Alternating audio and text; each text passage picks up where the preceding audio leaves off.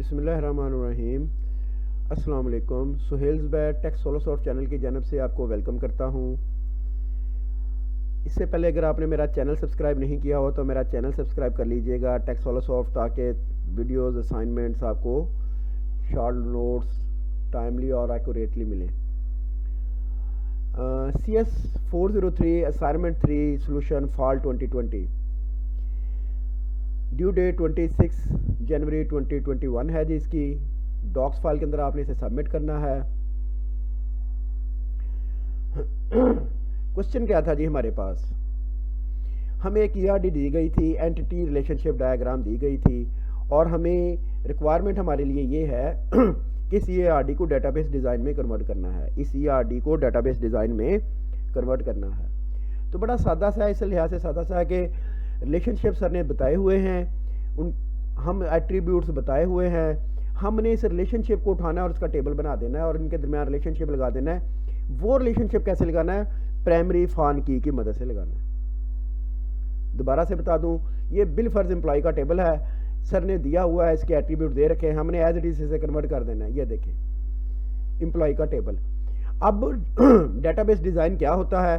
Database design ये होता है कि एम्प्लॉय का बाकी रिलेशन के साथ, एम्प्लॉय टेबल का बाकी टेबल के साथ क्या रिलेशन है।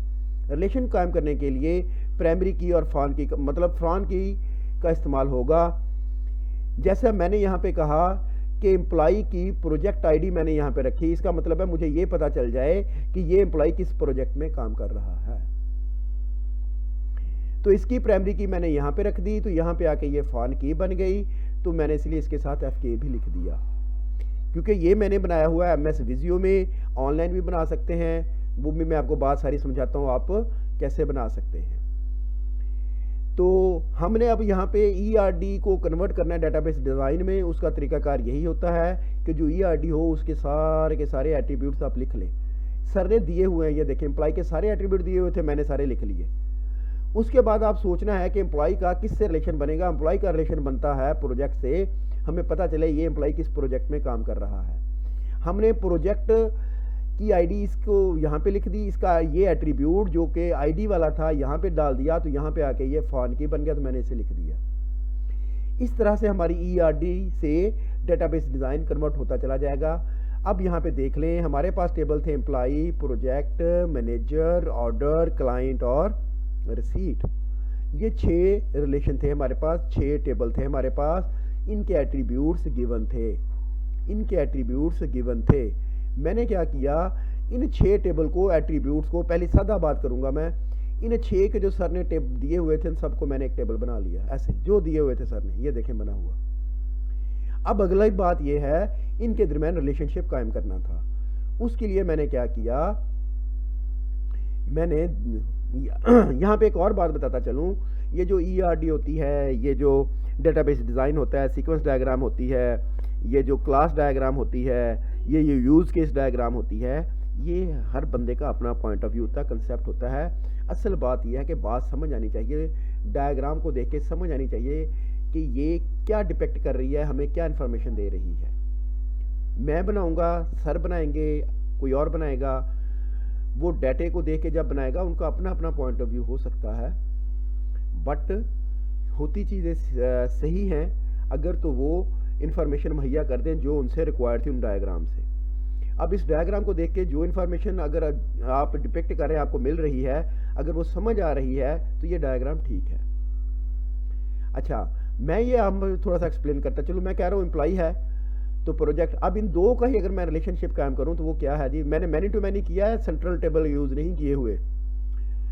इसका मतलब यह है मैनी टू मैनी का कि एक एम्प्लॉय बहुत सारे प्रोजेक्ट में काम कर सकता है। एक साइड मैंने ऐसे पढ़ी, दूसरी साइड एक प्रोजेक्ट में बहुत सारे एम्प्लॉय हो सकते हैं। मैनी टू मैनी का रिलेशनशिप है। तो एम्प्लॉय आइडेंट फॉन की दे दी मैंने। अच्छा, ये भी आपने डाटा टाइप भी बतानी होती है डेटाबेस डिज़ाइन के अंदर कि ये जो एट्रीब्यूट है इसकी डाटा टाइप क्या है, मैंने लिख दी है सारी आगे। एम्प्लॉय और प्रोजेक्ट का रिलेशन ये बनता है, वो मैंने बता दिया।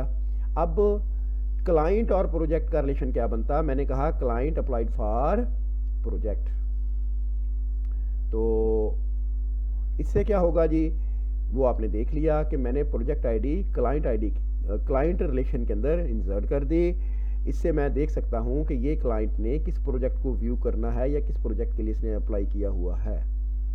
उसके बाद क्लाइंट और ऑर्डर की बात करूँ, क्लाइंट ने ऑर्डर दिया प्लेस ऑर्डर, तो वो मैंने उसकी फॉर्म वहाँ पे उसकी जो प्राइमरी की थी यहाँ पे आके फॉर्म की बन गई, तो ऑर्डर आईडी निकल आया। ऑर्डर आईडी टेबल, देखिए मैं बात वही कर रहा था, कॉमन सेंस का इस्तेमाल करना है आपने। ऑर्डर आईडी, जब हम ऑर्डर टेबल बनाए उसमें क्या होना चाहिए, ऑर्डर आईडी होनी चाहिए, प्राइमरी की है। क्लाइंट आईडी, ऑर्डर किस क्लाइंट ने दिया था। प्रोजेक्ट आईडी, ये ऑर्डर जो है जो क्लाइंट ने दिया था वो किस प्रोजेक्ट के लिए दिया था। अब जब उसने ऑर्डर दे दिया, हमने उसे प्रोजेक्ट बना के दे दिया, तो हमने उसे बिल भी तो देना है ना, रसीट भी तो देनी है, तो एक रसीट का टेबल बना दिया। रसीट आईडी, अच्छा अब यहाँ पे एक बात गौर करने वाली है, ऑर्डर आईडी मैंने दी है रसीट के अंदर, ऑर्डर आईडी। जब मैंने ऑर्डर आईडी दी है तो आपने गौर किया कि मेरा बाकी टेबल के साथ रिलेशन लगा हुआ है। जैसे ही मैं यहाँ पे ऑर्डर आईडी दूंगा तो मैं क्यूरीज की मदद से बाकी भी ढूंढ लूँगा। बाकी क्या चाहिए मुझे इसके साथ साथ, अभी इसके साथ मुझे चाहिए कि ये रिसीट किस ऑर्डर के अगेंस्ट कटी। अब ऑर्डर से बाकी इन्फॉर्मेशन मैं निकालूंगा कि किस क्लाइंट का था ये और प्रोजेक्ट आईडी क्या थी। अच्छा, उसके बाद प्रोजेक्ट का और मैनेजर का क्या है। जो प्रोजेक्ट होता है रिक्वायरमेंट के according approved by the manager, तो मैंने इनका आपस में रिलेशन लगा दिया, क्लाइंट का बता दिया, इनका बता दिया, ऑर्डर और प्रोजेक्ट का रिलेशन बता दिया मैंने। तो ये है जी एक सादा तरीन अल्फाज में एक्सप्लेनेशन इसकी जो मैंने आपके सामने रखी है। आप अपना पॉइंट ऑफ व्यू भी इस्तेमाल कर सकते हैं, ये मेरा पॉइंट ऑफ व्यू मैंने आपके साथ डिस्कस कर लिया है। इसको मैं व्यू छोटा करके ज़रा एक बार आपको दिखा देता हूँ कि पूरी डायग्राम एक ही व्यू में नज़र आए। चलें जी, ये पूरी डायग्राम एक व्यू में नज़र आ रही है। अब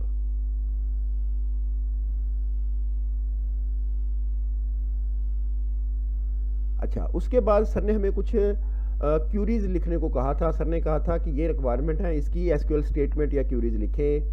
पहली क्यूरी ये थी कि आपने एक रिकॉर्ड इंसर्ट करना है एम्प्लॉय टेबल में। सर ने पूरा डाटा दिया हुआ था, मैंने उसकी एसक्यूएल कमांड लिख दी, इंसर्ट इनटू एम्प्लॉय। ये कॉलम नेम तरीकाकार क्या होता है एसक्यूएल के अंदर कि आपने पहले कॉलम्स नेम लिख लिए होते हैं जिनके अंदर आपने वैल्यू डालनी होती है, फिर कीवर्ड वैल्यूज़ लिखते हैं, फिर उसकी वैल्यू देते हैं जो जो आपने कॉलम बताए थे उसकी वैल्यूज़ ऐसे आपने इंसर्ट कर देनी है।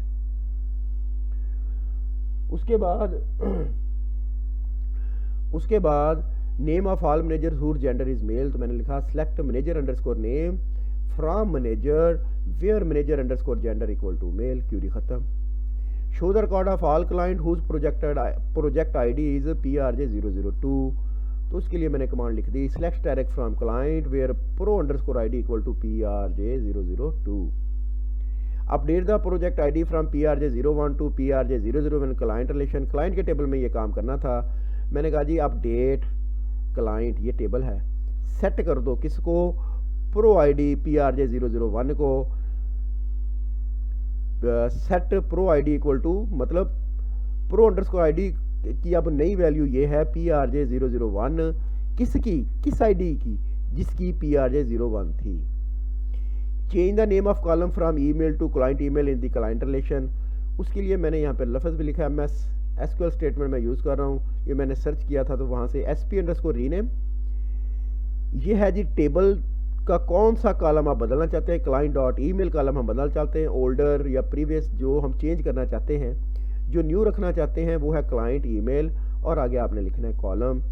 ये मैं आपको दिखाता चलूँ, मैंने यहाँ से सर्च आउट किया, उसके बाद मैं लेके आया इसको। ये है जी वो SP rename books dot ID, right a query to rename the column name BID to books ID। तो मैंने कहा यहाँ पे SP rename books dot BID, books table name है, ये ओल्डर कॉलम नेम है, ये न्यू कॉलम नेम है, और आगे कॉलम कीवर्ड आपने देना है। तो ये तो था जी हमारा पूरा सॉल्यूशन। ये थी वो असाइनमेंट जो हमने बनाई, वो मैंने आपको समझा भी दी, बेसिक आइडिया भी दे दिया। तो अब अगली जो चीज़ है वो ये है कि बनानी कैसे है। उसके लिए मैंने तो इसे बनाया MS विजियो के अंदर, मैंने इसे ड्रा किया है जी। ये सॉफ्टवेयर MS विजियो है, आपको ये इंस्टॉल भी कर लेना चाहिए क्योंकि जितनी भी आपके आगे असाइनमेंट आएंगी, प्रोजेक्ट बनाना पड़ेगा आपको, बहुत सारे काम आपको इसी सॉफ्टवेयर की मदद से ही होते हैं। माइक्रोसॉफ्ट विजियो इसका नाम है। ये मैंने डाउनलोड कर किया और इसके अंदर मैंने ये डायग्राम बनाई है। इसका तरीकाकार ये होता है, जब आपके पास होता है तो आप शेप्स में जाते हैं, सॉफ्टवेयर के अंदर जाते हैं, सॉफ्टवेयर डेटाबेस, ये देखें डायग्राम्स पड़ी हुई हैं, यहाँ से मैंने डायग्राम रखी और ये मैंने ड्रा कर दिया आपके सामने। इसे ड्रा करना बहुत ही इजी है। ये पड़े हुए हैं, ये एंटिटी उठाएंगे आप ऐसे, ये 2 एंटिटीज़ उठाई, इनके दिन में रिलेशनशिप लगाना है, तो यहाँ से पकड़ा, बहुत सादा सा है, और इनका आपस में रिलेशनशिप कायम कर दिया ऐसे। इसके ऊपर डबल क्लिक करेंगे तो जो लिखना है यहाँ पे तो वो आप लिख सकते हैं। तो आप इसको सिलेक्ट करके इसकी वैल्यू, मतलब सारा कुछ बदल सकते हैं आप, जो आप बदल रखना चाहें। इसी तरह आप इसकी भी स्टाइल बदल सकते हैं, डबल क्लिक करेंगे जस्ट और चेंज कर देंगे। नया कोई एट्रीब्यूट चाहिए तो ऐसे एट्रीब्यूट पकड़ा, ऐसे ड्रॉ कर दिया। ये तो है जी तरीकाकार MS विजियो में काम करने का। इसको भी आप बदल सकते हैं, ये देखें सारे बहुत सारे पड़े हुए हैं, आप इनको यूज़ कर सकते हैं जी। मतलब थीम्स पड़े हुए हैं, फॉर्मेट स्टाइल पड़े हुए हैं, जो आपने यूज़ करना हो। तो ये डिफरेंट इस तरह से, बड़ा आसान सा काम है, कोई मुश्किल काम नहीं है इसके अंदर काम करना। दूसरा मैं आपको जो रिकमेंड करता जा रहा हूँ वो है जी draw.io नामी एक वेबसाइट है, वहाँ से आप सिंपली जाके ऑनलाइन भी इसे ड्रा कर सकते हैं। एक तीसरी चीज़, पिछली बार हमने असाइनमेंट की थी पिछले सेमेस्टर में, वो हमने की थी MS SQL स्टूडियो के अंदर, वहाँ पे भी आप ये डायग्राम बना सकते हैं। आप उसे कहें क्रिएट न्यू डायग्राम, तो वहाँ से एंटिटी रिलेशनशिप उसे कह दें, और क्रिएट तो आपको सेव करने का कहता है जी, तो आप उसे सेव कर दें, और ये आ गई जी। अब आपने क्या करना है, ये जो उसने दिए हुए हैं रिलेशनशिप, इसी को कॉपी कर लें, यहीं पे पेस्ट कर लें, जितने टेबल चाहिए आपको उतने बनाते जाएं। ये रिलेशनशिप है, ये यहाँ पे उसके स्टाइल्स पड़े हुए हैं कि आप क्या स्टाइल देना चाहते हैं, एंड स्टाइल। इसके ऊपर राइट क्लिक भी करेंगे तो तब भी आप इसको बदल सकते हैं, 1 to many, many to end style, जो भी आपने रखना हो। ये रिलेशंस पड़े हुए हैं जी, ये टेबल्स पड़े हुए हैं, ये प्राइमरी की है, जो फॉन की है वो इधर आ जाएगी। तो इस तरह से आप ये एक की उठा के दूसरी साइड पे भी आप रख लेंगे ऐसे, मतलब अगर आपने कहीं रखनी हुई तो।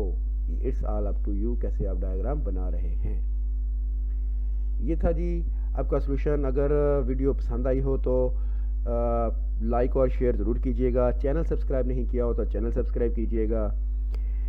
डिस्क्रिप्शन के अंदर मेरे व्हाट्सएप ग्रुप के लिंक्स होंगे, उसको देख लीजिएगा। Thank you very much. अल्लाह हाफिज़।